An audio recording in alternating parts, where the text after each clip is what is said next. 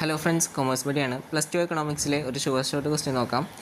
What are the differences between micro economics and macro economics?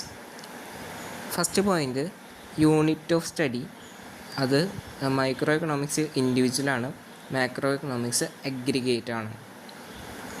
ഇനി അടുത്തതാണ് method. Micro economics partial ഇക്വിലിബ്രിയമാണ്, macro economics general ഇക്വിലിബ്രിയമാണ്. മൂന്നാമത്തേതാണ് view point.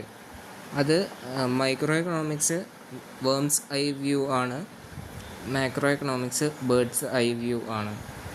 ഇനി example, demand for a pen, salary of a person, utility cost etcetera ആണ് micro economics.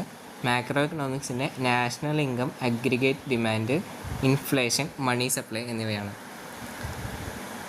Thank you.